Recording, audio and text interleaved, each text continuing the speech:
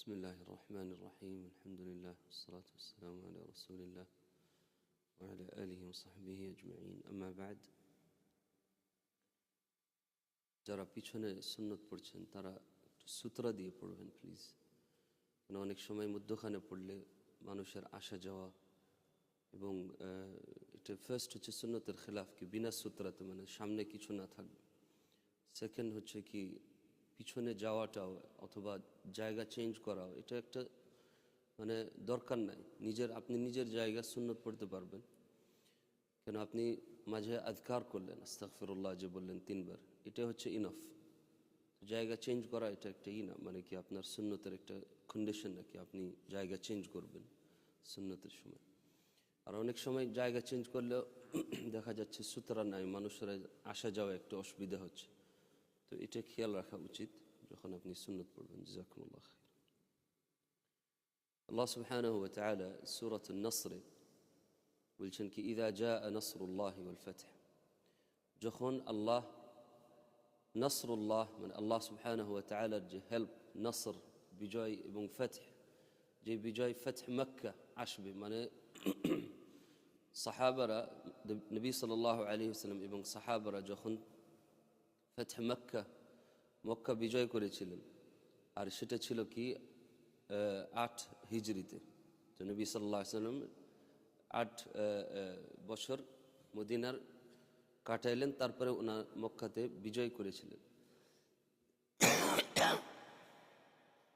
তো আল্লাহ সুবহানাহু ওয়া তাআলা বলছেন কি ইযা জাআ নাসরুল্লাহি ওয়াল ফাth, যখন মুসলিমদের আল্লাহ সুবহানাহু ওয়া তাআলা যে বিজয় দান করেছেন এবং ফাth মক্কা দান করেছেন। মক্কা হচ্ছে ইসলামের একটি জায়গা, এখন মুসলিমরা এখন বাস করে। তো আল্লাহ বলছেন কি ওয়ারাআইতান নাস ইয়াদখুলুনা ফি দীনিল্লাহি আফওয়াজা, তারপরে মানুষরা আস্তে আস্তে আল্লাহর দ্বীনে তারা আসবে এবং তারা দ্বীন অ্যাকসেপ্ট করবে, নবী সাল্লাল্লাহু আলাইহি ওয়াসাল্লামের দাওয়া অ্যাকসেপ্ট করবে। আফওয়াজা, দলে দলে তারা আসবে। আর এইভাবে হয়েছে কি সামনের বছরে, যেটা হচ্ছে 9 হিজরিতে, অনেক আরবের যত বংশ আছে, অনেক বংশরা তারা নবী সাল্লাল্লাহু আলাইহি ওয়াসাল্লামের কাছে এসে মদিনায় তারা এই দাওয়াত অ্যাকসেপ্ট করেছেন। তো তারা দলে দলে এসেছেন, পুরা বংশ এসেছেন, নবী সাল্লাল্লাহু আলাইহি ওয়াসাল্লাম দাওয়া অ্যাকসেপ্ট করেছেন। তারপরে আল্লাহ বলছেন কি ফাসাব্বিহ বিহামদি রাব্বিকা ওয়াস্তাগফির ইন্নাহু কানা তাওয়াবা, তুমি বেশি তাসবিহ পড়ো, ফাসাব্বিহ বিহামদি রাব্বিক, এবং তুমি আল্লাহর প্রশংসা করো। হামদ আর দুটাই হচ্ছে কি প্রশংসা, তাসবিহ এবং হামদ দুটাই হচ্ছে প্রশংসা। তাসবিহ হচ্ছে কি আল্লাহ সুবহানাহু ওয়া তাআলার যা কিছু তাসবিহ করা, মানে কি যা কিছু জিনিস কি আল্লাহ সুবহানাহু ওয়া তাআলা সেটা আল্লাহর গুণগুলো পারফেক্ট না করা, সেটা থেকে আল্লাহকে মানে পিওর রাখা এবং পারফেক্ট করা। আর সেটা হচ্ছে কি তাসবিহ কি সুবহানাল্লাযী, যত কিছু নকস হয় আল্লাহ সুবহানাহু ওয়া তাআলার সিফাতে, সেটাকে তাসবিহ করা সুবহানাল্লাহ। ফাসাব্বিহ বিহামদি রাব্বিকা, এবং প্রশংসা সুবহানাকা আল্লাহুম্মা রব্বানা ওয়া বিহামদিক। তারপরে আল্লাহ বলছেন কি ওয়াস্তাগফিরহু, তোমরা ইস্তিগফার করো, আল্লাহুম্মা গফিরলি বলো, ইন্নাহু কানা তাওয়াবা, কেন আল্লাহ সুবহানাহু ওয়া তাআলা হচ্ছেন কি তাওয়াব, মানে যে তওবা কবুল করে। তো এই সূরাতে নবী সাল্লাল্লাহু আলাইহি ওয়াসাল্লামকে আল্লাহ আদেশ করছেন বেশি বেশি তাসবিহ এবং হামদ পড়া এবং ইস্তিগফার করা।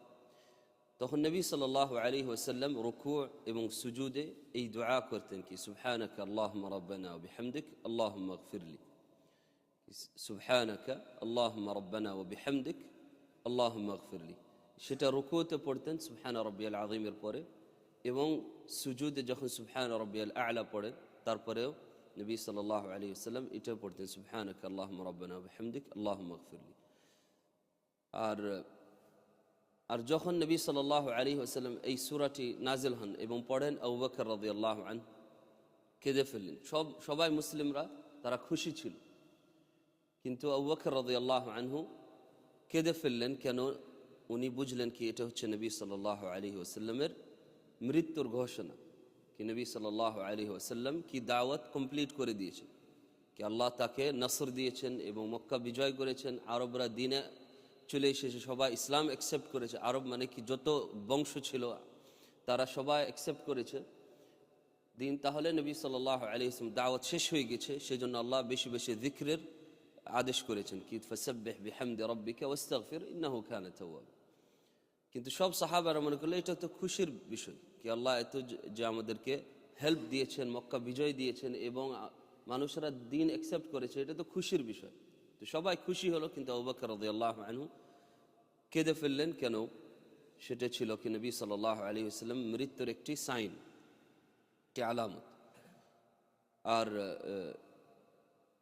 এইভাবে ইবনে আব্বাস, আব্দুল্লাহ ইবনে আব্বাস রাদিয়াল্লাহু আনহুমা, যখন উমর রাদিয়াল্লাহু আনহু খলিফা ছিলেন, আব্দুল্লাহ ইবনে আব্বাস রাদিয়াল্লাহু আনহুমা উনি একজন মুফাসসির।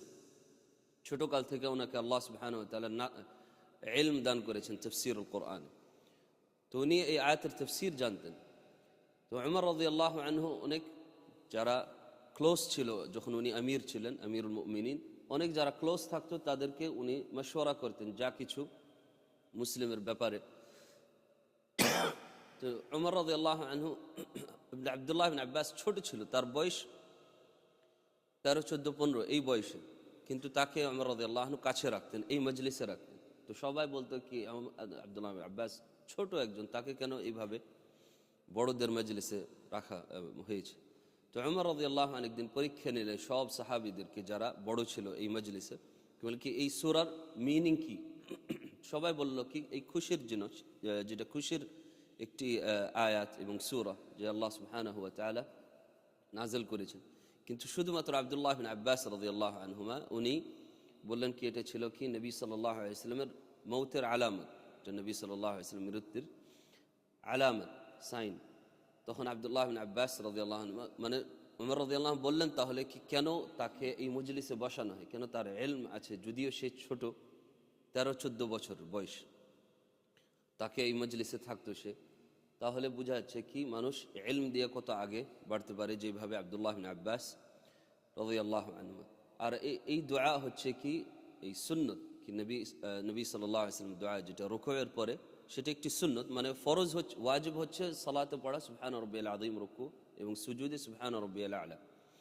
কিন্তু সুন্নত হচ্ছে কি এই দোয়া পড়া, যেটা সুবহানাকা আল্লাহুম্মা রাব্বানা ওয়া বিহামদিক আল্লাহুম্মা ইগফিরলি, এটা রুকুতে এবং সুজুদে পড়া হচ্ছে কি সুন্নত। আর রুকুয়ে বেশি দোয়া মানে করা ঠিক না, কিন্তু এই দোয়াটি হচ্ছে কি সুন্নত করা। কিন্তু সুজুদে অন্য দোয়াও করা অ্যালাউড আছে, এবং নবী সাল্লাল্লাহু আলাইহি ওয়াসাল্লাম বলেছেন কি বেশি দোয়া করা, ফাকসিরু মানে দোয়া বেশি বেশি করা সুজুদে, এবং আল্লাহর নিকটে থাকে মানুষ যখন সুজুদে থাকে, তো বেশি যেন দোয়া করে। কিন্তু সবচেয়ে ভালো দোয়া হচ্ছে সুজুদে, একটি হচ্ছে এটি দোয়া যেটা হচ্ছে কি সুবহানাকা আল্লাহুম্মা রাব্বানা ওয়া বিহামদিক আল্লাহুম্মা ইগফিরলি। আরও দোয়া হচ্ছে যেগুলো নবী সাল্লাল্লাহু আলাইহি ওয়াসাল্লাম করতেন, ইয়া মুকাল্লিবাল কুলুব সাব্বিত কলবি আলা দীনিক, এবং আল্লাহুম্মা আইন্নি আলা যিকরিকা ওয়া শুকরিকা ওয়া হুসনি ইবাদাতিক, এগুলো দোয়া নবী সাল্লাল্লাহু আলাইহি ওয়াসাল্লাম করতেন। কিন্তু রুকুয়ে কোনো দোয়া এইভাবে মাশরু' না, শুধুমাত্র এই দোয়া যেটা নবী সাল্লাল্লাহু আলাইহি ওয়াসাল্লাম করতেন সুবহানাকা আল্লাহুম্মা রাব্বানা ওয়া বিহামদিক আল্লাহুম্মা ইগফিরলি। এবং আজকে হচ্ছে কি যে 21 রাত, আর সেটা হচ্ছে কি লাইলাতুল কদর রাত হতে পারে, মানে প্রত্যেক রাত আজকে থেকে শেষ রমজান পর্যন্ত লাইলাতুল কদর হতে পারে। আর লাইলাতুল কদরে মানুষ সবচেয়ে বেশি ভালো আমল করবে, সেটা হচ্ছে কি সালাত এবং কিয়ামুল লাইল। তো বেশি বেশি কিয়ামুল লাইল পড়া, মানে বেশি বেশি রাত্রে দাঁড়িয়ে নামাজ পড়া অথবা বসেও নামাজ পড়া, সেটা হচ্ছে সবচেয়ে বড় ইবাদত। আর এই ইবাদতে আপনি তিলাওয়াত করছেন কোরআন, ফাতিহা পড়ছেন এবং সূরা পড়ছেন, ছোট হোক বড় সূরা হোক যে কিছু, কিন্তু সূরা পড়া হচ্ছে, এবং সেটাতে দোয়া হচ্ছে, রুকুয়ের দোয়া, সুজুদের দোয়া হচ্ছে, সেটাতে তাহিয়াত যে তাশাহুদের দোয়া হচ্ছে, তাহিয়াতুলিল্লাহ, তারপরে নবী সাল্লাল্লাহু আলাইহি ওয়াসাল্লামের সালাত হচ্ছে, জাহান্নাম থেকে আপনি পানাহ চাইছেন যে আল্লাহুম্মা ইন্নী আউযু বিকা মিন আযাব জাহান্নাম মিন আযাবিল কবর, 4টি জিনিস থেকে। তো অনেক দোয়া এই সালাতের মাঝে হচ্ছে, সেটা হচ্ছে কি কিয়ামুল লাইল পড়লে। সেজন্য সবচেয়ে ভালো ইবাদত হচ্ছে কি এই সালাত আদায় করা। কেউ যদি পুরা রাত, বেশিরভাগের রাত সালাত আদায় করে এবং তিলাওয়াতুল কোরআন করে, সেটা হচ্ছে সবচেয়ে বেস্ট। এবং সেটাতে বেশি বেশি দোয়া করা, যেটা নবী সাল্লাল্লাহু আলাইহি ওয়াসাল্লাম আয়েশা রাদিয়াল্লাহু আনহাকে বলেছেন কি আল্লাহুম্মা ইন্নাকা আফুউন তুহিব্বুল আফওয়া ফা'ফু আন্নি, কি আল্লাহ আপনি হচ্ছেন আফু, ইন্নাকা আফুন যে গুনাহ মাফ করে, তুহিব্বুল আফওয়া যে ভালোবাসে গুনাহ মাফ করা, যত গুনাহ হচ্ছে সেটাকে গুনাহ মাফ করে আর যেন তাকে হিসাব না নেওয়া, সেটাকে বলা হয় আফু। ফা'ফু আন্নি, তাহলে আমার জন্য গুনাহ আপনি মাফ করেছো। সে এই দোয়া বেশি বেশি পড়া। আল্লাহ সুবহানাহু ওয়া তাআলা আমাদেরকে যেন লাইলাতুল কদরের ফজিলত দান করেন এবং আল্লাহ সুবহানাহু ওয়া তাআলা যেন আমাদেরকে কিয়ামুল লাইল এবং সিয়াম রমাদানের জন্য ভালো ইবাদত করার তৌফিক দান করেন। সাল্লাল্লাহু আলাইহি ওয়া সাল্লাম নবিনা মুহাম্মদ ওয়া আলা আলিহি ওয়া সাহবিহি আজমাইন।